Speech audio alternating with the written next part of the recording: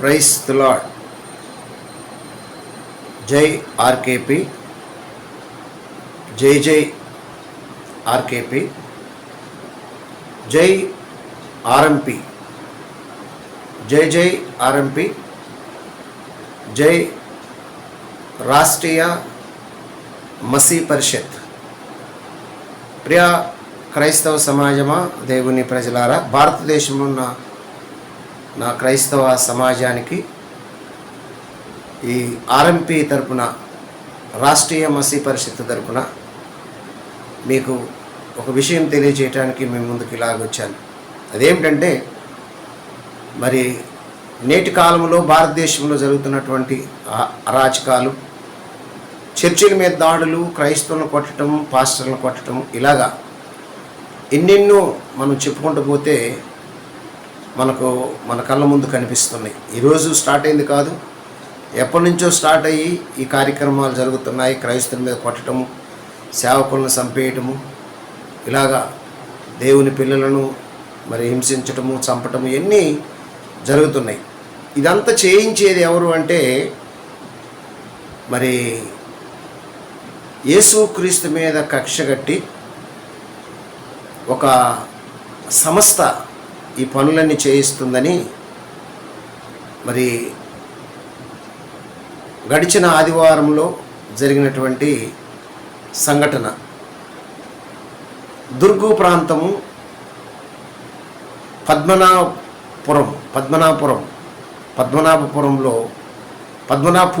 పద్మనాపూర్లో జరిగినటువంటి ఆ సంఘటన, జోనథాన్ పాస్టర్ గారిని కొట్టి బట్టలు చింపేసి భయంకరంగా ప్రవర్తించారు. ఎవరు అంటే బజరంగ దళ్ అనే ఒక సంస్థ, సంఘ పరివార్ అనే ఒక సంస్థ, ఆర్ఎస్ఎస్, బీజేపీ అనేవారు ఇటువంటి పరిస్థితులు చేస్తున్నారు అని మనకు వార్తలు వస్తున్నాయి. ఈ సంఘ పరివారు సేవకులను కొడుతున్నారు, సేవకుల మీద దాడి చేస్తున్నారు. ఈ సంఘ పరివారం నుంచి మరి జ్యోతి శర్మ అనే ఆమె, అలాగే రత్న యాదవ్ అనే అతను, వాళ్ళ టీము జోనథాన్ పాస్టర్ గారిని భయంకరంగా కొట్టి బట్టలు చింపితే, మరి వారు అంబేద్కర్ ఐట్స్ను, జైభీమ్ సైన్యాన్ని ఆశ్రయించినప్పుడు ఈ జైభీమ్ సైన్యము, క్రైస్తవ సమాజం అందరూ కలిసి దుర్గు పట్టణంలో ఒక పెద్ద ర్యాలీ చేశారు. ప్రజలు అశేష జనాంగం వచ్చి కలెక్టర్ గారికి విన్నతి పత్రం ఇచ్చినటువంటి ఈ పరిస్థితులు మనకు కనబడుతున్నాయి. చూడండి దైవ జనాంగమా, మరి ప్రజలందరూ ఎంత అక్కడ ఐక్యతతో ఈ ర్యాలీని నిర్వహించారో ఒకసారి జాగ్రత్త గమనించండి.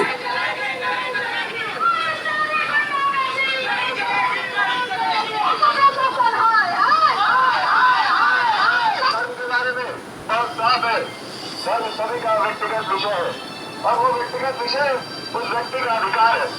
अगर उसके व्यक्तिगत विषय में कोई हस्तक्षेप करता है, कोई भी हस्तक्षेप करता है, कोई दल, कोई राजनीति, तो हम उसके खिलाफ है। सबको अपना अधिकार है चुनने का, वो ठीक है।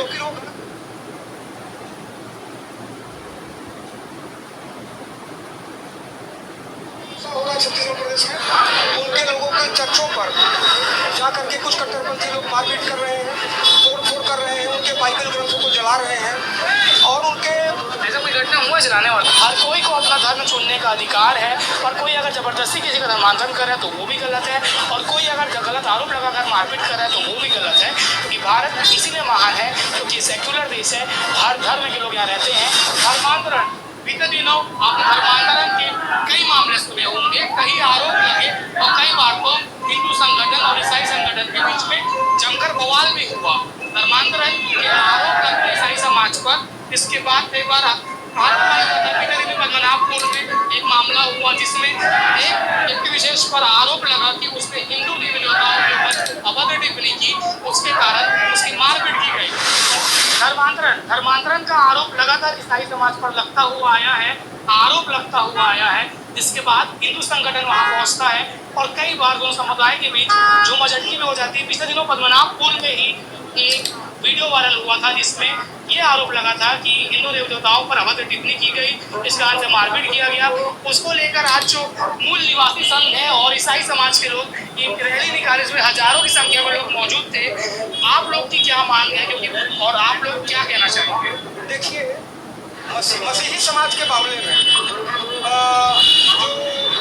उनके ऊपर लगातार हिंसा हो रहा है छत्तीसगढ़ प्रदेश में, उनके लोगों के चर्चों पर जा करके कुछ कट्टरपंथी लोग मारपीट कर रहे हैं, तोड़फोड़ कर रहे हैं, उनके बाइबल ग्रंथों को जला रहे हैं और उनके ऐसा कोई घटना हुआ जलाने वाला? हाँ, 25 की जगह जलाए हैं, मेरे पास इसका सबूत है और गंभीर रूप से मारपीट कर रहे हैं। तो अभी कुछ दिन पहले यूसीसी के जो अध्यक्ष हैं यहाँ, उनके साथ भी मारपीट किया गया, जोनाथन जी के साथ मारपीट किया गया। तो ये पानी सर से ऊपर चला गया। हम लोगों ने आज सांकेतिक रूप से ये आंदोलन प्रदर्शन किया है और हम प्रशासन से भी ज्ञापन दिए हैं कि इस तरह की घटनाओं पर हिंसक जो हो रही है इस पर रोक लगाई जाए और अगर इसके बाद भी अगर इस तरह की घटनाओं की पुनरावृत्ति होती है तो मूल निवासी संघ उग्र आंदोलन करने पर हम लोग बाध्य होंगे। ऐसे हम लोग ज्ञापन में और क्या मांगे हैं आप? ज्ञापन में मसीही समाज पर जो हिंसा हो रही है उस पर रोक लगाई जाए। दूसरा, पुलिस जो उनके साथ सौतेला व्यवहार कर रही है, उल्टे मसीहियों पर फर्जी मामला बना रही है, जिस पर रोक लगाई जाए। जो लोग पुलिस के लोग फर्जी मामला बना रहे हैं उन पर भी कार्रवाई किया जाए, ऐसा मांग हम लोगों ने। कितने संख्या में आप लोग मौजूद थे यहाँ पे? कहाँ से लोग आए हुए थे? कवर्धा से, रायपुर से, राजनांदगांव से, धमतरी से। हमारे मूल निवासी संघ के काफ़ी सारे लोग, लगभग 1000 की संख्या में लोग आए हुए थे और बाकी यहाँ के मसीही समाज के लोग भी उनकी समस्याओं को लेकर हम आगे आए, इसलिए बड़ी संख्या में उन लोगों ने भी भाग लिया। एक आरोप भी लगता है कि जो प्रार्थना सभा के नाम पर लोगों को बुलाया जाता है, क्या वो कन्वर्जन अगर हो रहा है तो गलत है वो आपके हिसाब से? देखिए, भारत का संविधान क्या रोक लगाता है? सबको अपना अधिकार है चुनने का, वो ठीक है। तो फिर वो गलत है कहने वाले कौन लोग हैं? जो प्रलोभन देके किया जाता है वो आरोप लगते हैं ना। प्रलोभन देने का कहीं पर कोई प्रूफ आज तक कर पाया क्या? इसलिए मैंने कहा आरोप लगते हैं। ये झूठा है, झूठी बात है, गैर संवैधानिक बात है। हम संविधानवादी हमारा संगठन है, इसीलिए हम लोग ईसाइयों के साथ हैं और SC ST OBC माइनॉरिटीज मतलब मूल निवासी, इनके संवैधानिक अधिकारों पर अतिक्रमण होगा तो उसको हम लोग बर्दाश्त नहीं करेंगे। अभी हम लोगों ने निवेदन किया है, अब इस स्तर पर हम आ गए हैं कि हम भी कुछ इससे अलग करने का प्लान कर रहे हैं। अच्छा, आप लोगों ने कोई FIR वगैरह कराया? जैसे अपना मारपीट हुआ है, बाइबल जला है, तो आप लोग के द्वारा पुलिस में पहला तो पुलिस FIR रिपोर्ट ही नहीं लेती इनके। दूसरा, जब हम लोगों ने हस्तक्षेप किया तो रिपोर्ट लिया, आज तक कोई कार्रवाई नहीं किया। मैं हाई कोर्ट में पिटीशन लगाया हुआ। आप तो परिचय बता दीजिए। और अमरजीत पटेल, मूल निवासी छत्तीसगढ़ का प्रदेश अध्यक्ष। ये पूरा आपने देखा कि मामला है, यहाँ पर मूल निवासी संघ द्वारा हजारों की संख्या में लोगों को इकट्ठा किया गया और इसमें बड़ी संख्या में ईसाई समाज के लोग भी मौजूद रहे। आपको बता दें कि बीते दिनों 2 नन को भी दुर्ग स्टेशन से गिरफ्तार किया गया था ह्यूमन ट्रैफिकिंग के आरोप में और धर्मांतरण के आरोप में। बाद में बड़ा बवाल हुआ, उन्हें हाईकोर्ट से बेल मिला है और लगातार ये आरोप लगते आ रहे हैं कि ईसाई समाज धर्मांतरण कराता है। कई बार जो हिंसा होती है, झूमाझटकी होती है, क्योंकि भारत धर्मनिरपेक्ष देश है, हर कोई को अपना धर्म चुनने का अधिकार है और कोई अगर ज़बरदस्ती किसी का धर्मांतरण करे तो वो भी गलत है और कोई अगर गलत आरोप लगाकर मारपीट करे तो वो भी गलत है। क्योंकि भारत इसीलिए महान है क्योंकि सेक्युलर देश है, हर धर्म के लोग यहाँ रहते हैं और पत्रकार 14 स्तंभ होते हैं। पत्रकार का अपना धर्म होता है, किसी का धर्म ना देखना और सबकी खबर बताना। इस पूरे मामले में आगे क्या राय है आप कमेंट सेक्शन में बता सकते हैं। धन्यवाद। राहुल गांधी जी और जो कांग्रेस की विचारधारा है वो संविधान को बचाने की विचारधारा है, सामान्य अधिकार की विचारधारा है और जो नीचता है उसका सम्मान करने की विचारधारा है। इसमें अभिव्यक्ति की आजादी की बात कही गई है। हमारा संविधान कहता है कि हर व्यक्ति को अभिव्यक्ति की आजादी है। हर धर्म के आधार पर इस देश को बांटना गलत है और साथ ही साथ मैं चाहूंगा भारत देश का संविधान बना तो हम सभी के रिप्रेजेंटेटिव उस समय उस सभा में थे और सबकी बातों को उसमें अवसर दिया गया। हमको एक समानता के साथ देखा गया और धर्म के बारे में बहुत साफ है, धर्म सभी का व्यक्तिगत विषय है और वो व्यक्तिगत विषय उस व्यक्ति का अधिकार है। अगर उसके व्यक्तिगत विषय में कोई हस्तक्षेप करता है, कोई भी हस्तक्षेप करता है, कोई दल, कोई राजनीति, तो हम उसके खिलाफ है और ये गलत बात है।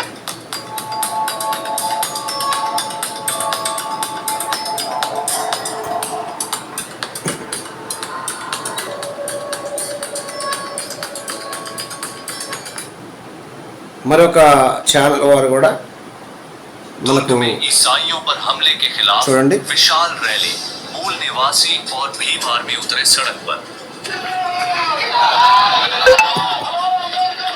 है कि प्रदेश में बजरंग दल के गुंडों के द्वारा लगातार मसीह समाज के लोगों पर झूठा धर्मांतरण का आरोप लगाकर उनके प्रार्थना स्थलों में घुस करके बेजबरन का उन्हें मारपीट किया जा रहा है और आरोप उनके पास किसी प्रकार का प्रमाण नहीं होने पर भी धर्मांतरण का लगा करके लगातार माताओं को, बहनों को मारा पीटा जा रहा है। और यदि बजरंग दल को भाजपा के द्वारा जो संरक्षण दिया जा रहा है बंद यदि नहीं किया जाता है तो भारत एक धर्मनिरपेक्ष राष्ट्र है। इन गुंडों को भीम आर्मी सबक सिखाना अच्छे से जानता है।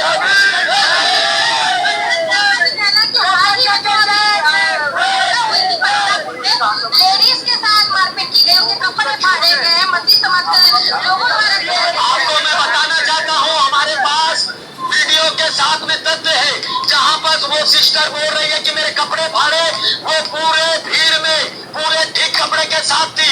जब वो घर के बाद आई है अपने वस्त्र को खुद फाड़ करके, मैं आपको बताना चाहता हूँ बीते दिनों रायपुर के कुकुरबेड़ा में हमारी महिलाओं का ये बजरंग दल के लोगों ने वस्त्र फाड़ा है और हमारी महिलाओं का रेट को इन्होंने फिक्स किया है। इनकी जो मनोवृत्ति है ये मनुवादी मनोवृत्ति है। ये चाहते हैं कि भारत देश आजाद होने के बाद भी इन बजरंग दल ये भाजपा का धर्म को लेकर के गुलाम बन के रहे। पिछले रविवार दुर्ग में ईसाइयों पर बजरंग दल द्वारा झूठे धर्मांतरण के आरोप लगाकर हमला किया गया। इसके विरोध में मूल निवासी समाज और भीम आर्मी ने ईसाइयों के समर्थन में बड़ी रैली निकाली और जिला कलेक्टर को ज्ञापन सौंपा। इस रैली में धार्मिक स्वतंत्रता और संवैधानिक अधिकारों की रक्षा की मांग उठी।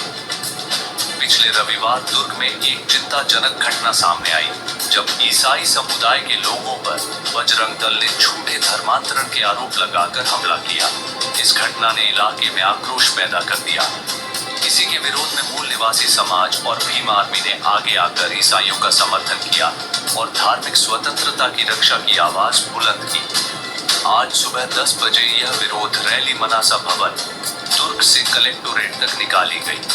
रैली में बड़ी संख्या में लोग शामिल हुए और उन्होंने भारतीय संविधान द्वारा हर नागरिक को दिए गए धार्मिक स्वतंत्रता के अधिकार की याद दिलाई। रैली के बाद प्रतिनिधियों ने जिला कलेक्टर को ज्ञापन सौंपा जिसमें ईसाई समुदाय समेत हर धर्म के लोगों की सुरक्षा सुनिश्चित करने की मांग की गई। साथ ही उन्होंने साफ कहा कि भारत का संविधान हर नागरिक को अपने धर्म का पालन करने की पूरी आजादी देता है और इस अधिकार पर किसी तरह का हमला बर्दाश्त नहीं किया जाएगा। रैली में सबका धर्म, सबका अधिकार और संविधान जिंदाबाद जैसे नारे गूंजते रहे। दुर्ग की यह रैली एक संदेश देती है कि जब भी किसी समुदाय पर अन्याय होगा, समाज के अन्य वर्ग भी मिलकर उसके साथ खड़े हों। धार्मिक स्वतंत्रता केवल एक समुदाय का नहीं बल्कि पूरे भारत का संवैधानिक अधिकार है। नहीं देंगे। कुछ अधिकारियों ने कभी जुबान से कहा कि हमारे ऊपर बहुत ऊपर से दबाव है। मैं कहा दबाव में काम करने वाले पुलिस और प्रशासन, जिला प्रशासन के अधिकारी होंगे। मूल निवासी संघ किसी के दबाव में काम करने वाला संगठन नहीं। मूल निवासी संघ किसी के दबाव में दुनिया के अंदर कोई ऐसा संगठन नहीं है जो मूल निवासी संघ को दबाएगा। हमने कहा कि हम मूल निवासी हैं और जब हम मूल निवासी का मतलब क्या होता है कि हम इस देश के हुक्मरान हैं, हम इस देश के असली हुक्मरान हैं और जिस जगह पर हम ये कार्यक्रम कर रहे हैं ये हमारी संपत्ति है और अपनी संपत्ति को लेने के लिए हमको परमिशन की जरूरत नहीं है। कागज के टुकड़ों में परमिशन आप अपने पास रख लो, हमें परमिशन की जरूरत नहीं, हम मूल निवासी हैं। परमिशन की जरूरत जो मूल निवासी नहीं है उनको होती है। मेरे दोस्तों, जिला पुलिस अधीक्षक को भी हमने जानकारी दिया, रिक्वेस्ट किया, हम संवैधानिक लोग और हम संविधान के दायरे से बाहर नहीं जाते। तो मैं ये पूछना चाहता हूँ, विशेष करके हिंदू संगठन से सवाल करना चाहता हूँ। आप लोग आरोप लगाते हो इन लोग हिंदू होने वाले गरीब लोगों को इन लोग क्या करते हैं, 2 बोरी चावल में पैसा में बदल रहे हैं। मैं सवाल करना चाहता हूँ, हर समाज में गरीब है, केवल हिंदू समाज का गरीब क्या वो उन लोग धर्म बदलते हैं, ऐसा सोच रहे हैं क्या? उन लोग खुद अपने धर्म के रक्षक नहीं भक्षक हैं, अपने धर्म की बदनामी खुद कर रहे हैं। उन लोग क्यों अरे खुश है वहाँ 2 बोरी चावल में हिंदू होने वाले लोग, हमारा बयान नहीं उनका है कि हिंदू होने वाले लोग 2 बोरी चावल में बिक गए। तो चावल दे रही है, फ्री दे रही है। उनको पता होना चाहिए ना, जब चावल फ्री में कहा करते हैं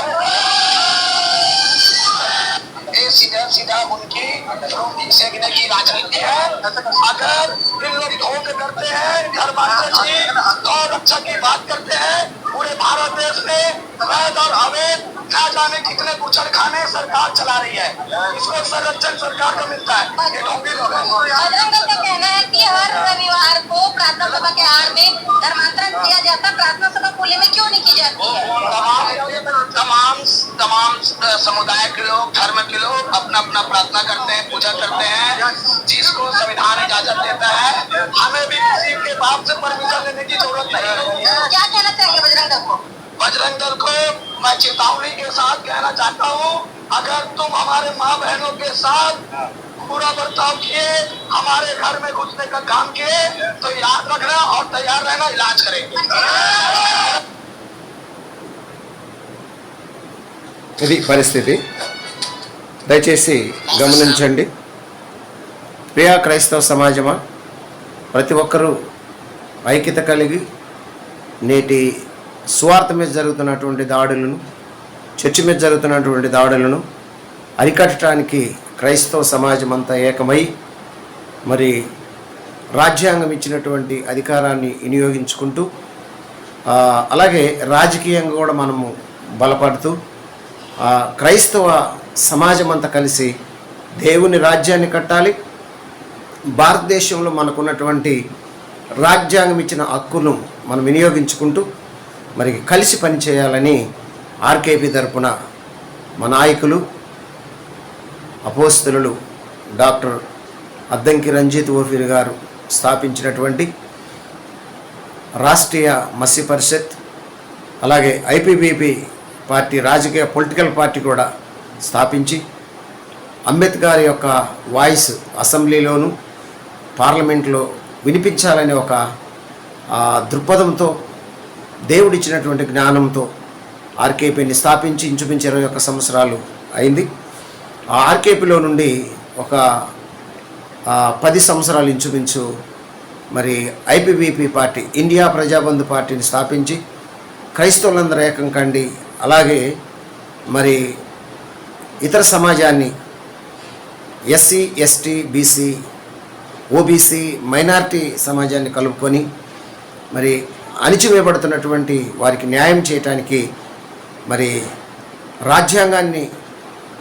రాజ్యాంగంలో ఉన్నటువంటి విషయాలన్నీ నెరవేర్చడానికి ఈ ఐపీబీపీ పార్టీ సమర్థత కలిగిన పార్టీ అని పిలుపునిస్తూ క్రైస్తవులందరినీ ఏకం చేస్తున్నటువంటి ఒక సంస్థ రాష్ట్రీయ మసీ పరిషత్తు, రాష్ట్రీయ క్రైస్తవ పరిషత్తు. జై ఆర్కేపీ, జై జై ఆర్కేపీ, జై ఐపీబీపీ, జై జై IPBP, India Prajabandhu party. God bless you. అందరూ ఏకమవ్వండి, సత్యం కొరకు నిలబడండి, క్రీస్తు రాజ్యాన్ని స్థాపిద్దాము. భూమి మీద మనకు రాజ్యాంగం ఇచ్చిన హక్కులను మనము వాడుకుంటూ ముందుకెళ్తూ ఎటువంటి పరిస్థితి అయినా మరి భయపడక, ఇదిగో ఇలా దుర్గ ప్రాంతంలో జరిగినటువంటి ఈ ర్యాలీ లాంటి గొప్ప గొప్ప ర్యాలీలు మనం చేస్తూ ముందుకెళ్ళాలని ఆర్కేపీ తరపున మరొకసారి అందరికీ తెలియచేస్తూ, దుర్గ ప్రాంతంలోనూ లేదా రాయ్పూర్ ప్రాంతంలో ఐపీబీపీ పార్టీ అధ్యక్షులు ఉన్నారు, ఆర్కేపీ తరపున మరి ఆర్కేపీ అధ్యక్షులు ఉన్నారు. ఈ విషయాలు కూడా గమనించి అందరు కలిసి పనిచేయాలని మనం చేస్తూ ఆర్కేపీ తరపున మేము తెలియచేస్తున్నాం. జై ఆర్కేపీ, జై జై ఆర్కేపీ. అందరికీ వందనాలు, అందరికీ వందనాలు. God bless you. దేవుడు మిమ్మల్ని దీవించుగాక. ఆమేన్.